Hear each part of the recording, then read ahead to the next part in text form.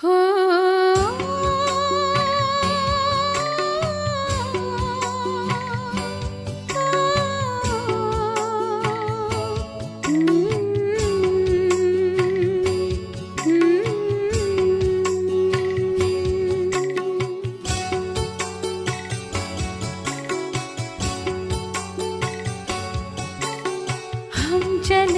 वतन की ओर डाल के प्रेम की डोर। हम चले वतन की ओर डाल के प्रेम की डोर। बाबा खींच रहा है आज सहज ही अपनी ओर। हम चले वतन की ओर।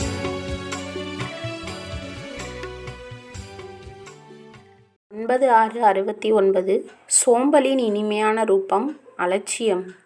அனைவரும் வியக்தத்தில் இருந்தாலும் அவ்வியக்த நிலையில் இருக்கிறீர்களா? அவ்வியக்த நிலை என்று எதை குறிப்பிடுகின்றனர் என்பதை அறிவீர்களா? முதலாவது அவ்வியக்த நிலையை அறிதல், அறிந்த பின் பகுத்தறிதல் வேண்டும். இந்த இரு விஷயங்களின் ஞானம் உள்ளதா? அவ்வியக்த நிலை என்று எது சொல்லப்படுகின்றது?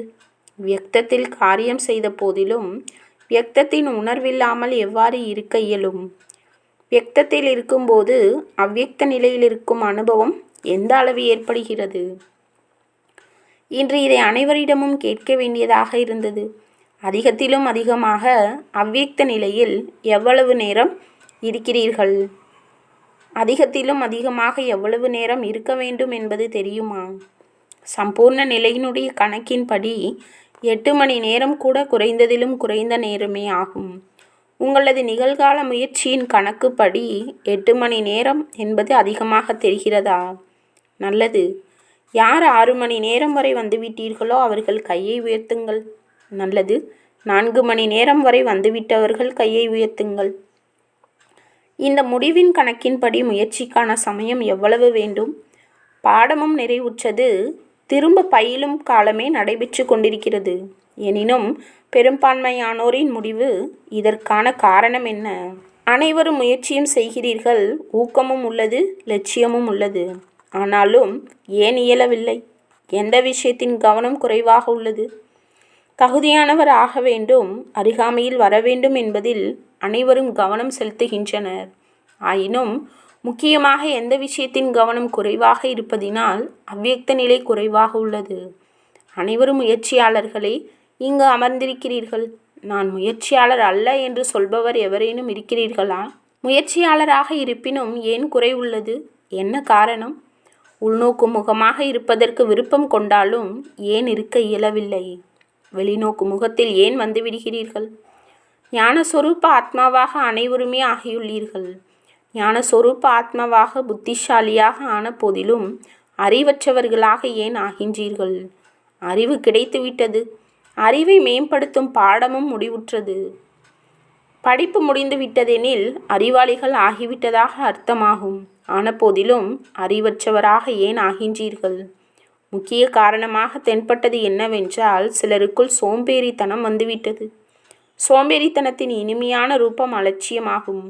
அலட்சியமும் பலவிதமாக இருக்கிறது. பெரும்பான்மையானோரிடம் ஏதாவது ஒரு ரூபத்தில் அலட்சியம் மற்றும் சோம்பல் வந்துவிட்டது. விருப்பமும் உள்ளது, முயற்சியும் உள்ளது. எனினும் சோம்பலின் காரணத்தினால் எவ்விதத்தில் முயற்சி செய்ய வேண்டுமோ அதை செய்ய இயலவில்லை. புத்தியில் அதிக ஞானம் வந்துவிடுகிறது. பிறகு அதைவிட அதிகமாக சோம்பல் வந்துவிடுகிறது.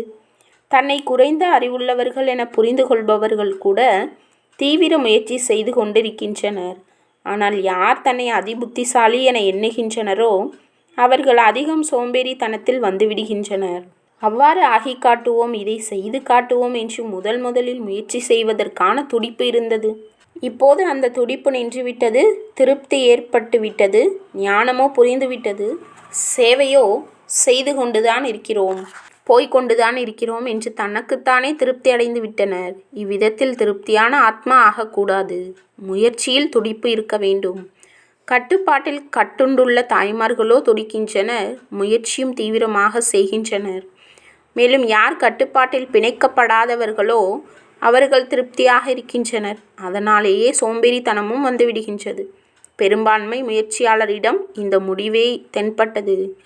நான் முதல் எண்ணில் ஒரு முயற்சியாளர் ஆகிக் கொண்டிருக்கிறேன் என்று எப்போதும் புரிந்து கொள்ளுங்கள். இன்னும் ஆகிவிடவில்லை. 3 காலங்களின் ஞானம் புத்தியில் இருப்பதால் தன்னை அதிபுத்திசாலி என நினைக்கின்றனர். எங்கு குழந்தையாக வேண்டுமோ அங்கு தலைவனாகின்றீர்கள், எங்கு தலைவனாக வேண்டுமோ அங்கு குழந்தையாகி விடுகின்றீர்கள் என்பது முன்பே சொல்லப்பட்டது இல்லையா? இப்போது குழந்தை ரூபத்தின் இனிமையிலும் இனிமையான முயற்சி செய்து கொண்டிருக்கிறீர்கள். ராஜ்யத்தின் அதிகாரியும் ஆகிவிட்டீர்கள், திலகமும் வந்துவிட்டது. எனினும் இந்த மந்தமான மற்றும் இனிமையான முயற்சி இப்போது போதுமானதல்ல. எவ்வளவு சக்தி ரூபத்தில் நிலைத்திருப்பீர்களோ அவ்வளவு முயற்சியும் சக்திசாலியாக இருக்கும். இப்போது முயற்சி சக்திசாலியானதாக இல்லை, மந்தமாக உள்ளது. அனைவரும் முயற்சியாளராக இருக்கின்றனர், ஆனால் முயற்சி சக்திசாலியானதாக இருக்க வேண்டும். அந்த சக்தி முயற்சியில் நிரம்பவில்லை. அதிகாலை எழுந்தது முயற்சியில் சக்தியை நிறைப்பதற்காக ஏதாவது ஒரு கருத்தை விசேஷமாக புத்தியில் நினையுங்கள். அமிர்த வேளையில் எவ்வாறு உரையாடல் செய்கிறீர்களோ அவ்வாறே தனது முயற்சியை சக்திசாலி ஆக்குவதற்காக கூட எந்த ஒரு பாயிண்டை விசேஷமாக புத்தியில் நினைவு செய்யுங்கள். இப்போது விசேஷ முயற்சி செய்ய வேண்டியது அவசியமாக உள்ளது. சாதாரண முயற்சி செய்யக்கூடிய நாட்கள் இப்போது கடந்து கொண்டிருக்கின்றன. எவ்வாறு விசேஷமாக விழா முதலிய நிகழ்ச்சிக்கான ஏற்பாடு செய்கிறீர்கள் இல்லையா? அவ்வாறே இப்போது நேரம் குறைவாக உள்ளது. இதில் விசேஷமாக முயற்சிக்கான நிகழ்ச்சியை ஏற்பாடு செய்ய வேண்டும் என புரிந்து கொள்ள வேண்டும். விசேஷ முயற்சிக்கான லட்சியம் வைத்து முன்னேற்றம் அடைய வேண்டும்.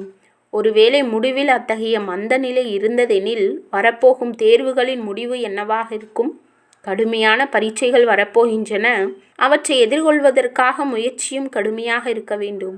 ஒருவேளை முயற்சியும் சாதாரணமாகவும் பரீட்சைகள் கடுமையானதாகவும் இருந்தால் முடிவு என்னவாகும்? நல்லது. இன்று கோபர்களோடு சந்திப்பு செய்கின்றார்கள். தனது முயற்சியில் திருப்தியாக இருக்கிறீர்களா? நடந்து கொண்டிருக்கிறீர்கள். ஆனால் எத்தனை சதவிகிதத்தில்? நான் 75% ஸ்ரீமத் படி நடந்து கொண்டிருக்கிறேன் என நினைப்பவர்கள் கையை உயர்த்துங்கள். நல்லது. மிக முக்கியமான ஸ்ரீமத் என்ன? அதிகத்திலும் அதிகமான நேரம் நினைவு யாத்திரையில் இருக்க வேண்டும் என்பதே முக்கியமான ஸ்ரீமத் ஆகும். ஏனெனில் இந்த நினைவு யாத்திரை மூலமே தூய்மை, தன்மை, தெய்வீக குணங்கள், சேவையின் வெற்றி கிடைக்கும். 75% ஸ்ரீமத் படி நடக்கிறவர்களின் நாட்குறிப்பில் நினைவிற்கான சதவிகிதம் எவ்வளவு உள்ளது? நினைவிற்கான நாட்குறிப்பிலும் கூட 75% இருக்க வேண்டும். அத்தகையவர்களே முழுமையிலும் முழுமையாக ஸ்ரீமத் படி நடக்கக்கூடியவர்கள் என்று சொல்லலாம். இன்று விசேஷமாக கோபர்கள் முதலில் அழைக்கப்பட்டனர், கோபியர்கள் பிறகே அழைக்கப்பட்டனர். ஏனெனில் எப்போதெல்லாம் சந்திப்பு நிகழ்கிறதோ அப்போதெல்லாம் கோபியர்கள் விரைவாக வந்து விடுகின்றனர், கோபர்கள் பார்த்து கொண்டே இருந்து விடுகின்றனர். கோபர்களுக்கு பொறுப்பு கூட அளிக்கப்பட்டுள்ளது. துவாபர யுகத்திற்கு பின் கிரீடமற்றவராக உங்களுடைய சித்திரம் காண்பிக்கப்பட்டுள்ளது அல்லவா? இங்கு பொறுப்பு என்னும் கிரீடம் வைக்கப்பட்டிருக்கிறது. எனினும் அவ்வப்போது அறிந்தே அதை கீழே இறக்கி வைத்து விடுகின்றனர். மேலும் மாயையும் இறக்கி வைத்து விடுகிறது.